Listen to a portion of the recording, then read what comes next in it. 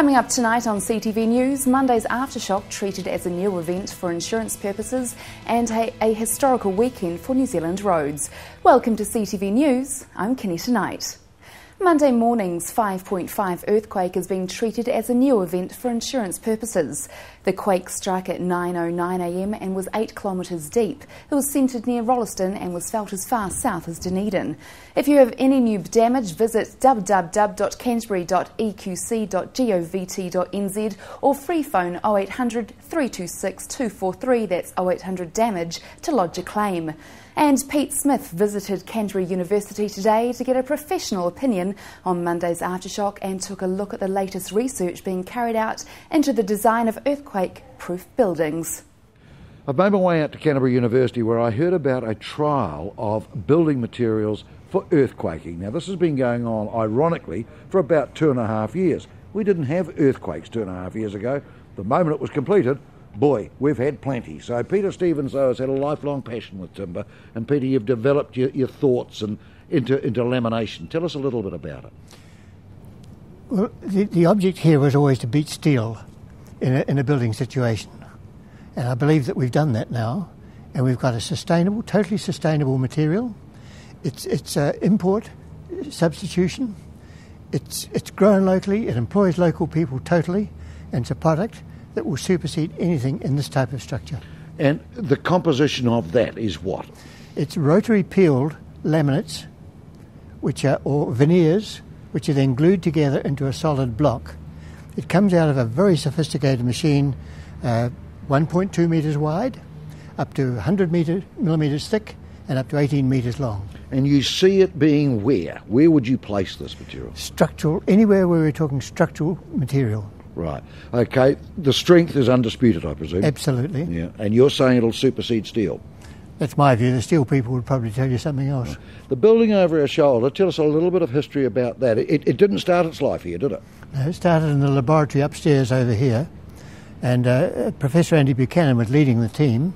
And I came in from time to see what was happening and what was going on, because I had done a lot of laminating. And we discussed the various techniques for laminating. Yeah. You then took it a step further. It's fine in the lab, but does it work practically? That's what you wanted to know, didn't you? So it had to be taken apart and re-erected down here and set up with sensors, and then it was given jolts up to 8 on the Richter scale for testing. And this was prior to any earthquakes in Christchurch? Absolutely. Yeah. So you went to 8? Yes. Yeah. And the result from that showed you what? No damage whatsoever. Stefano, you've got a model that will show us what can happen earthquake-wise. Yes. Let's have a look. Typically, during an earthquake, what you get is shaking from underneath your feet. And that shaking is causing naturally a lot of movement in all directions of your building. That movement has to cause some damage. That's what we typically accept in any international code around the world, including New Zealand. So people are surprised to see so much damage under such a big earthquake. In reality, there was no surprise. That earthquake displaced a lot of our building, and as a consequence of that, caused, in the connection, in the joint, a lot of damage. So the structure that we're in now, you have the ability to tighten that up? Yes. How? Now, the new technology that we've been working on since 15 years, and starting at California, San Diego, by a Kiwi professor that I had the pleasure to work with, Nigel Priestley, is made of Lego, if you think about it, Lego elements which are tied together by strands. These are very standard pre-stressed strands that you're using in pre-stressed concrete. By doing so, the movement can be accommodated without having absolutely any damage, because what you get is what we have called a rocking motion. So the movement is accommodated by an articulated system, and after the earthquake, the whole system goes back to the original position, absolutely without a single crack. Now, you're using cord there. In fact, in construction, you're using steel rods, is that right? Yes. These are basically the standard steel rods of big diameters that we can see, for example, going through here, this beam-to-column connection, and a big steel rod can itself clamp the whole system together without having to nail thousands of nails. You're at 2 stories here, potential for height? 20, 30. Obviously, the higher you go, the more you cannot use timber only as a column. Above 10 stories, a timber cannot keep the strength in compression that then, for example, concrete or steel can do. But you can easily do a 100-meter tower with concrete columns becoming timber columns. Fire, where are we? Try to put this big column into your log burner. It's not going to burn. No. It's so big that it's going to char all the way around. So the perception of timber equal to fire problems is not true as soon as you go to big elements. And that is part of the project. We've been doing extensive testing to show that they can stay for many minutes. When we look across here, Stefano, this is showing the flexibility, isn't it, of what can be achieved using that same material. David Carradine, you were charged with the responsibility of bringing this building from the lab to its form that it is now. Just explain what was involved in that. Well, the building as a test specimen was 2/3 scale, so in essence we had to create full height spaces, which meant we had to take the upper story beams from the holes that you can see here up to the full height of the column, and then at the base we had to actually lift up the entire base of the structure, so there's these concrete plinths that the structure is now actually sitting on. In addition, there were quite a few retrofitted details, joist hangers. The walls, one wall on each end, also needed to be extended to the full height in order to get 2 full height spaces like we have here. Some bolts needed to be placed. I'm going to ask you about those bolts. The bolts that go through the beam there, what's the purpose of those? Those are just bringing the 2 segments of the floor, which is a timber concrete composite system. Each of these panels is essentially a single unit, so in order to get the full diaphragm action of the system, we needed to bolt those panel units together, and that's what these bolts here with the square washers are that you're seeing. Now, we've heard all the talk. I want you to put the seal on it. You are now supremely confident in this style of building for Christchurch after what we've been through, not necessarily what you did in the lab before we'd ever had earthquakes. Absolutely. Yeah. Absolutely. Why are you so adamant that it's the right way to go? Well, I've just seen how the system performs, both in the laboratory and under our field experiments here. This building was about 95% completed on the 22nd of February. There's been no damage whatsoever, no cracking in jib or any distress to the building at all. Your job now is to what? Is it to convince builders that this is the way to go? My research objective is really to continue testing and developing these connections and systems and looking at the overall performance of the system. So really just continuing to monitor and improve upon it. People watching this also will be interested that it certainly has a price advantage over current methods of building. Oh, it's certainly comparable with the current building methods that we have now, yes. And architects, they can work with it? There's enough flexibility to be able to do that? Absolutely. Yeah, the builders and the architects for this building were very excited by the flexibility they had. All right, well, we've seen, and the fascinating thing for me is that this project actually started before anyone in Canterbury had given even 5 minutes of thought to earthquakes. Now, of course, they're a fact of life, aren't they? They're with us virtually every day. And to think little old Canterbury have got to a stage where, globally, they now must be the envy of the world, and the potential to be able to sell this and be able to make our city safe again, well, it's just unbelievable. Former CTV staff member Richard Lord has dedicated his 48-hour film to former teammates who were lost in the CTV building. Emily Cooper has more. A film dedicated to CTV staff members Matty Beaumont, Sam Gibb and Isaac Thompson has made it into the Christchurch finals of the 48-hour film festival. Ex-CTV staff member and film Zebra Crossing team leader Richard Lord said it was hard to make the film without his old teammates. In previous years, Zebra Crossing won the national prize for Best Cinematography and second prize in Christchurch. This year, they're one of the 12 city finalists and have been nominated for Best Actress, Cinematography and Best Use of the Required Line. The competition requires a team to write, shoot and edit a film in 48 hours. The finalists will be screened and the city winner will be announced at Hoyts Riccarton on June the 15th. We will speak to Richard Lord after the finals and have a look at their film. Coming up after the break, an excellent result for police over the long weekend.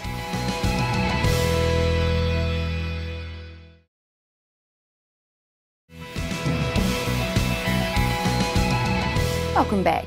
I spoke to Sam Johnson of the Student Volunteer Army about his trip to Japan on City Life. The Volunteer Army, what we created is really a pattern of communication that talks with students and talks with the officials to try and figure out a way to get volunteers out there. But not only just physical volunteers, but welfare teams and people who want to donate, or resource volunteers, whether you're donating baking or the like. When we went to Japan, we just really were taking the lessons that we'd learnt here to work with students over there in the same situation. The caveat on me going to Japan is that we didn't want to talk to anyone officially or anyone who was in charge, because Japan are the experts in emergency management and their plans. I mean, there's an application you have on your phone that tells you before an earthquake comes in Japan. And so we were working with students and really sort of set up a program for them to go and help out in the disaster zones. And was it successful? Yeah, it was. Well, they're still very much working on it. So there's a team of 10 people now who are the core team, which is almost mirroring what we did here.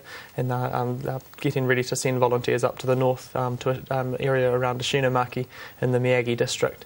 And the devastation there is it's horrific, and it's very, very sad. But they have a huge empathy for Christchurch. But it's safe to say, a chemical toilet, one for a community would have, that was the sort of thing they didn't have at all. So it's certainly nice to be back in Christchurch. Here's Emily Cooper now with an update on the historical driving record over the long weekend. Well, the weekend New Zealand Police have been waiting for came this Queen's Birthday weekend with a historical zero road toll. The official holiday period for Queen's Birthday for 2011 began at 4 p.m. Friday the 3rd of June and ended at 6 a.m. Tuesday the 7th of June. During Queen's Birthday weekend in 2010, there were 2 fatal crashes and 92 reported injury crashes. These crashes resulted in 2 deaths, 23 serious injuries and 106 minor injuries. Ministry of Transport New Zealand says losing control, alcohol, inattention, failing to give way, travelling too fast for conditions, following too close, failing to see other road users, inexperience and fatigue were the most common driver factors contributing to crashes. The toll of 2 deaths for 1995 and 2010 is the lowest since the 1 death recorded in 1956, which was the first year available records for holiday periods. The highest number of people killed on the roads in one weekend is 24 in 1973. Police have lowered the speed tolerance to 4 kilometres per hour for all holiday periods, which started this weekend. They hope this low tolerance on speed will keep the death toll down for future holiday weekends. Councillor Chrissy Williams will be absent from council business on sick leave until further notice. Councillor Williams is in hospital recovering and awaiting further tests after being affected by arrhythmia, of which she has no previous history. Williams became unwell on Sunday while on holiday at the Boyle River Outdoor Education Centre Lodge in Lewis Pass. She was flown by the Westpac rescue helicopter to Christchurch Hospital. The CTV wishes her a speedy recovery. Coming up after the break, your local weather.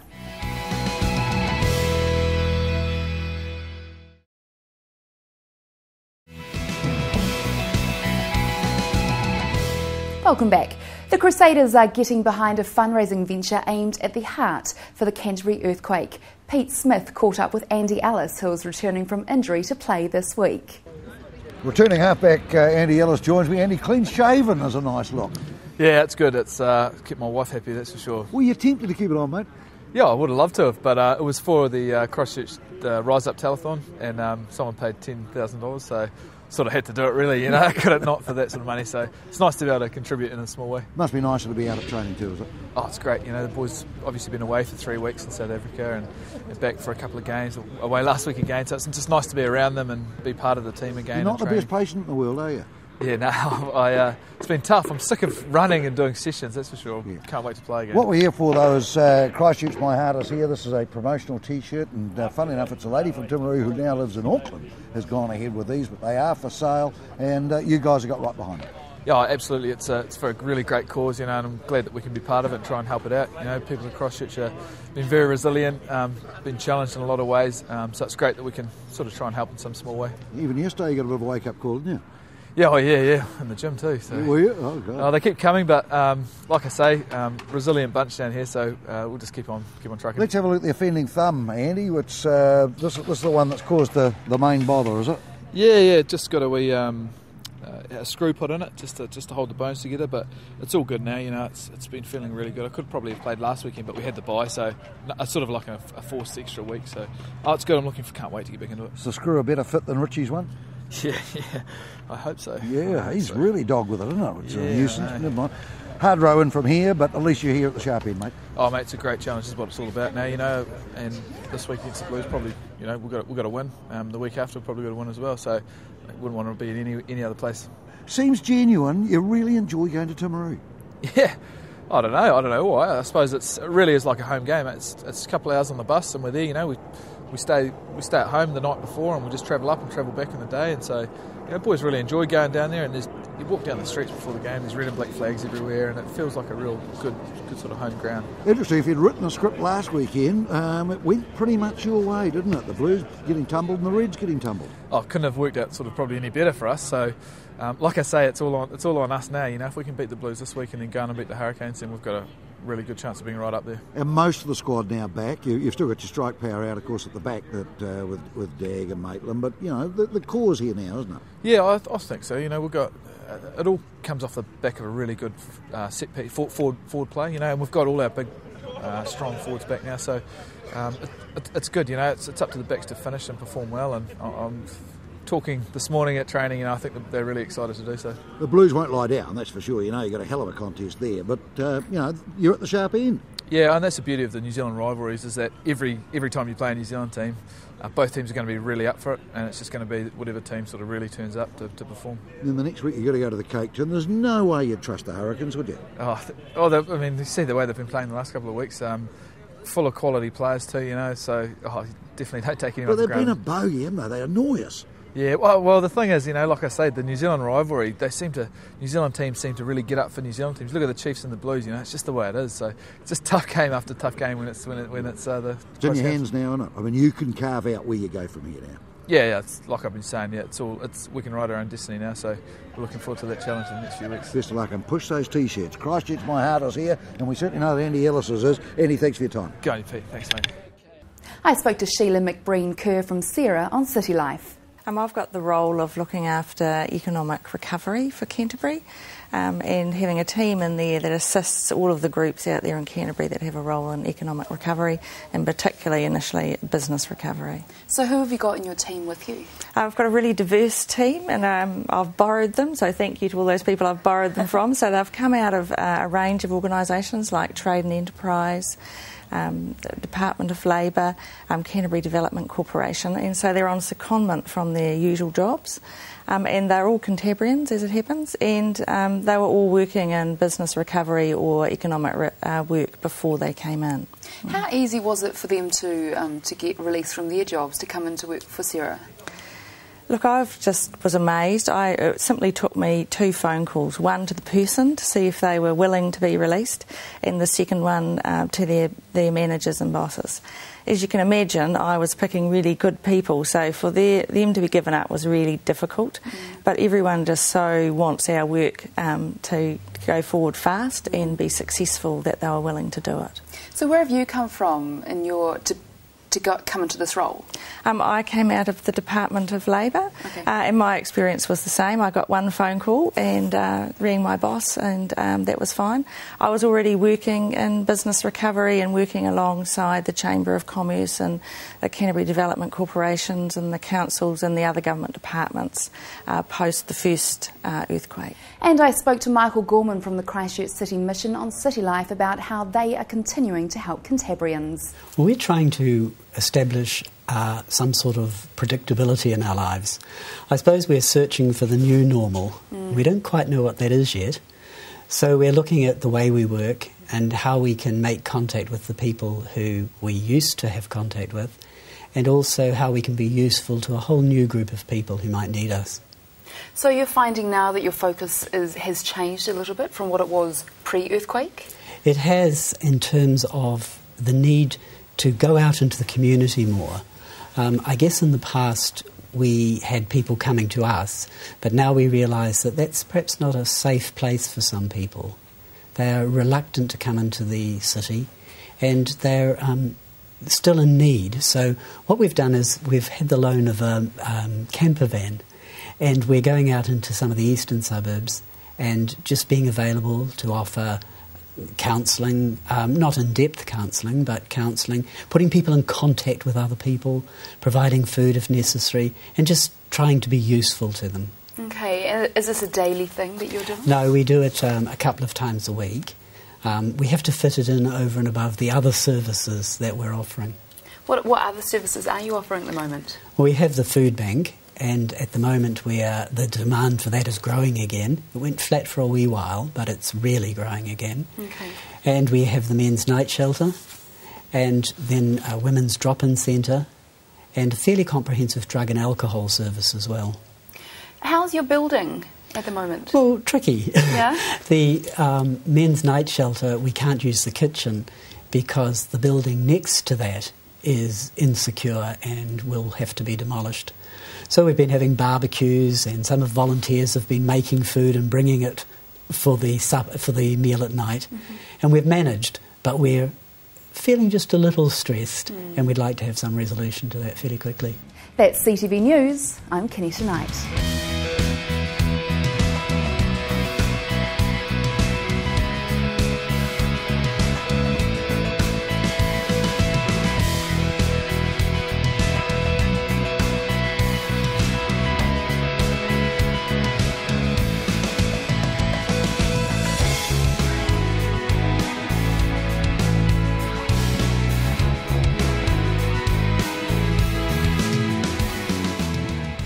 Supporting local content so you can see more of New Zealand on air.